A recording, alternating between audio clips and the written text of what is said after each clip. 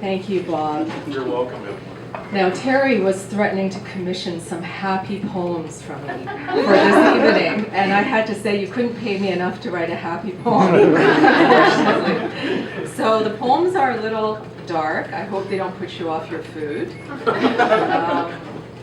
That's hard to do, I think, with Chinese people. My dear friend Si Ming is in the audience. I remember he once said to me, he's a psychiatrist, and he once said to me that all Chinese people are obsessed with food, and I think that's becoming quite clear tonight.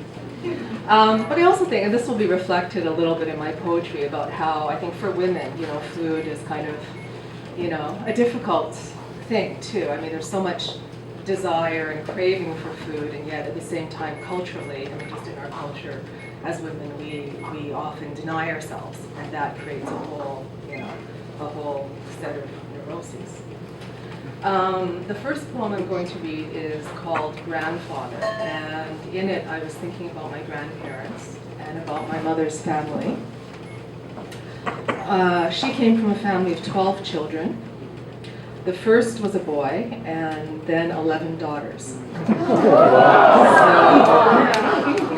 And my grandmother, of course, stayed home looking after the kids, and my grandfather sold fountain pens. He went around hawking fountain pens to support a family of 14. So needless to say, hunger was a constant companion. So this is called Grandfather. My grandfather sold fountain pens for a living, supporting 12 children and a wife who hated him. The first child was a boy, fat-bellied and auspicious, then 11 daughters, unstoppable as destiny, one of them my mother. Grandfather's life was bitter, with hardly a scrap of joy in the scrabble to survive. It was the usual tired tale of hunger and sacrifice, the tale my mother always told, her face pinched and flower pale, of birthdays eagerly awaited. In lieu of cake or wrapped presents, she would be given a hard-boiled egg, one whole egg, all to herself. I imagine her pushing it inch by inch into her mouth, swirling the milky white and sunny yolk round and round with her tongue, swallowing only out of pity for her jealous siblings. My grandfather was a worn and fragile man. At dim sum, surrounded by his family in this new land of plenty, he rose painfully to pour tea with a shaking hand. His wife began to shriek that he was trying to scald her to death. Murderer, murderer.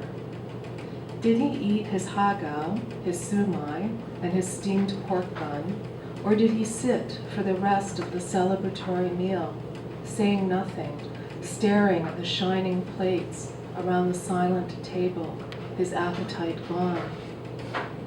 Later that day, I would steal down to the basement of the suburban house to lick up handfuls of sugar like a horse.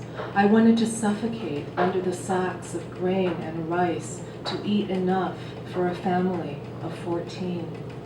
I chewed my tongue in greedy haste until bits of flesh orbited my mouth, until a hot broth of acid and vomit gushed out. My grandfather died in his third daughter's armchair, my aunt, who decades later would grow swollen and dumb as a melon from the cancer that consumed her brain. His wife cursed him at his funeral.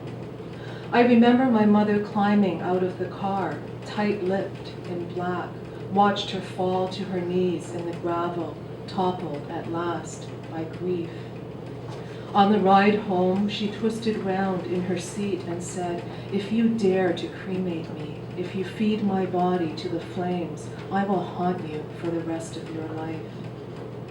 Lucky child of immigrant parents, every morning of my life I've swallowed an egg for breakfast, white slurry and fatty yolk, soft slosh of snot and fetus, as if every day were my birthday.